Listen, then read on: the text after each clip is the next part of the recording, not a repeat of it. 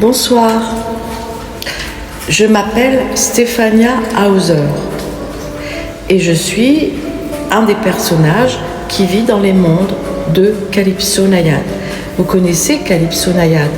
Ça a été créé par Valérie Dalva White Mesquida. C'est elle qui a écrit Calypso Nayade, que vous pouvez retrouver partout sur les réseaux sociaux. Alors moi je suis donc un des personnages et je m'appelle Stéphania Hauser. Alors il faut savoir évidemment que, vous savez, les écrivains, souvent, enfin la plupart du temps, ils créent des personnages. Donc en l'occurrence, je suis Valérie Dalva White Mesquida, c'est moi qui ai créé Calypso Nayade et j'incarne en fait tous mes personnages. Et là je vais donc prendre la personnalité de Stéphania Hauser, qui vit dans les mondes de Calypso Nayade. C'est une gouvernante. Et alors, je me remets dans le personnage de Stéphania Hauser. Donc, je suis Stéphania Hauser. C'est le pouvoir des comédiens, de pouvoir se mettre dans les personnages. Et des chanteurs d'opéra aussi, parce que le chanteur d'opéra incarne aussi des personnages, et le comédien aussi. Et l'écrivain, il crée des personnages. Alors je vais vous raconter une histoire. Donc là, maintenant, à partir d'aujourd'hui, donc nous sommes le dimanche 15 juin 2025. Donc à partir d'aujourd'hui, je voulais vous dire que je crée une maison des contes. Voilà. Contes et légendes, une maison des contes et légendes, et que vous pourrez me retrouver donc sur tous les réseaux sociaux. Alors je vais vous raconter une histoire qui se passe dans les mondes de Nightmare. Donc c'est assez terrible. Alors il était une fois une vieille grand-mère qui vivait toute seule dans une petite maison sombre au milieu d'un bois. Un jour, son petit-fils vint lui rendre visite. Le garçon n'était jamais auparavant venu voir sa grand-mère. Il arriva un soir tard et il se sentit tout drôle et tout timide. Bien sûr, il était aussi très fatigué après son long voyage. Vu l'heure tardive, grand-mère le conduisit tout de suite dans sa chambre, en haut d'un escalier en colimaçon, le long d'un couloir sombre plein de grincements. « Et voilà, dit-elle en ouvrant la porte. Maintenant, tu peux te mettre en pyjama et te mettre au lit. Je vais te chercher quelque chose à manger. » Et elle descendit en traînant les pieds. Le garçon enfila son pyjama et grimpa dans les 3 lits de bois. Il promena son regard autour de la pièce, mais elle n'était éclairée que par une bougie et les coins étaient si noirs et pleins d'ombre qu'il pouvait à peine distinguer les objets. Dehors, le vent hurlait autour de la maison et la pluie tambourinait contre les carreaux. Il commença à se sentir seul et il avait même un peu peur. Il fut content lorsqu'enfin, grand-mère revint avec son repas. Elle posa le plateau sur ses genoux, s'assit près du lit et prit son tricot. Une délicieuse soupe de jarret de porc et un morceau de gâteau au carvi, dit-elle. Mange, pendant ce temps, je te tiendrai compagnie. Elle commença à tricoter et ce faisant, elle se mit à le regarder fixement par-dessus son ouvrage, à tel point que le garçon se sentit encore plus mal à l'aise. Il essaya d'avaler sa soupe, mais elle avait un goût amer et ne passait pas. Il jeta un coup d'œil autour de la pièce, espérant trouver quelque chose à dire, n'importe quoi, pour rompre le silence. Soudain, grand-mère se mit à parler. « Veux-tu que je te raconte une histoire ?» dit-elle. Demanda-t-elle. Sans attendre sa réponse, elle commença.